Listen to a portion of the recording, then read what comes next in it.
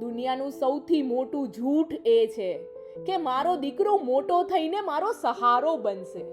મહિપત દાદાના આ શબ્દ વખતે એમની આંખોમાં જાણે પીડાનો આખો એક સમંદર ઉતરી આવ્યો. જ્યાં કોઈનું મન દુખી હોય ત્યારે હંમેશા અમે તેમને મન વૃદ્ધાશ્રમના આંગણે લઈ આવીએ.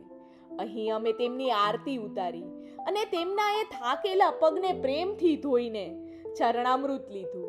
જે પગ આખી જિંદગી પરિવાર માટે ચાલ્યા, એ જ પગ પર આજે ફૂલો વરસ્યા. ત્યારે તેઓ ફક્ત આંખોમાં ભરેલું એકાંત સાથે એટલું બોલી શક્યા કે 86 વર્ષની ઉંમરે આજે મને મારો દીકરો મળી ગયો. હું તો જીવનભર બસ ડ્રાઈવર રહ્યો, સવારથી રાત સુધી સ્ટીરિંગ પકડીને પરિવારથી દૂર રહીને પરિવાર માટે જીવ્યો.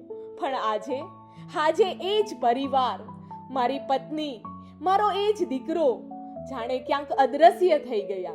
કોઈ મળવા નથી આવતું, કોઈ ફોન નથી કરતું. શું એક બાપ ત્યાં સુધી જ લાયક ગણાય જ્યાં સુધી એના પગ દોડે છે અને એ ઘર માટે કમાય છે? અને જ્યારે એ જ બાપે લાકડીનો સહારો લેવો પડે ત્યારે તેની લાયકાત અચાનક ખતમ કેમ થઈ જાય છે? એમના હાથમાં એક કંપન હતું, પણ મારી પકડ મજબૂત હતી.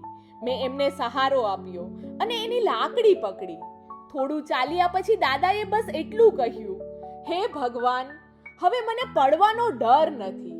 આ છે ને મારો દીકરો, મારા જીવનના છેલ્લા પડાવનો સહારો, મારી લાકડી.